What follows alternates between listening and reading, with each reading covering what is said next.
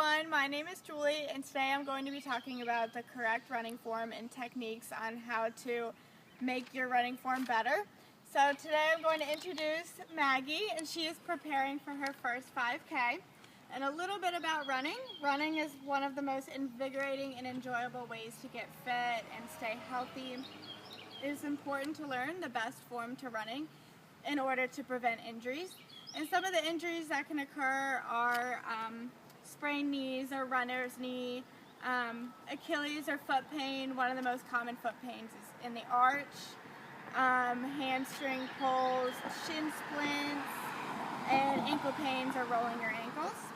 And these injuries, if they're minor, they can lead into more serious injuries such as stress fractures, muscle tears, and more sprains.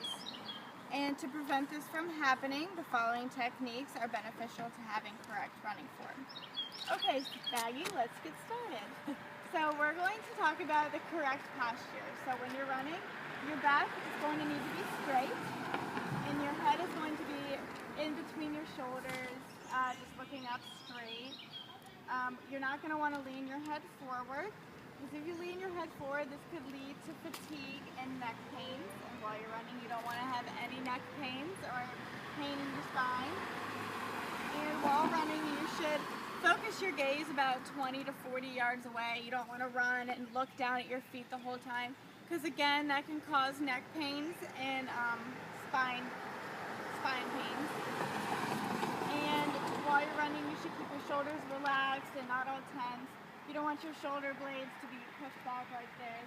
You just want them to get loose and feel good. And now we're going to talk about your arms and your hands.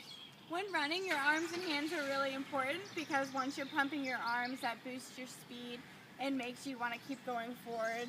And just like if you're going backwards, if you move, or if you start your arms like pumping backwards, it'll help you move backwards faster.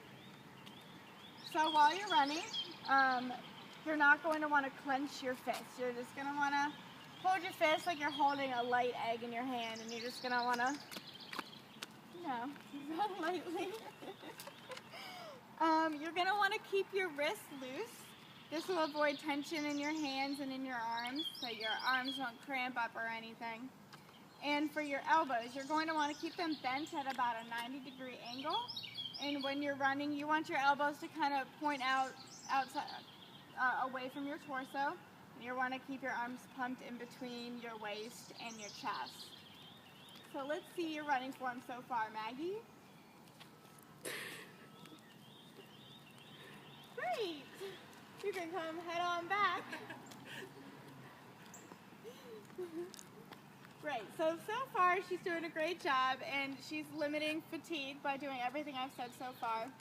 And one of the most biggest injuries are shin splints and runner's knee. Those are most common, especially for long distance runners.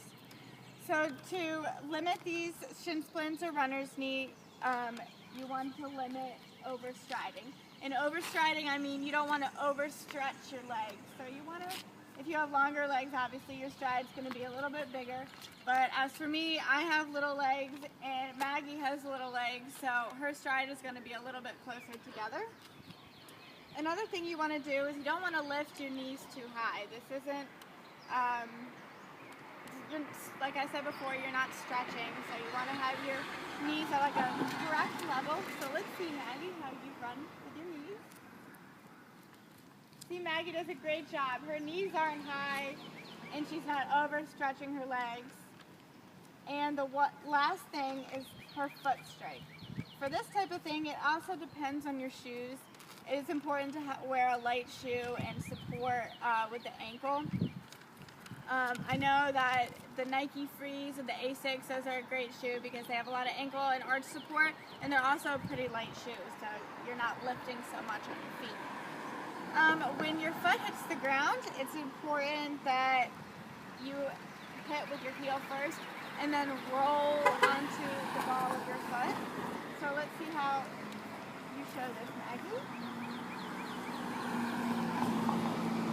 You have Maggie starting with her heel and coming back onto the balls of her feet.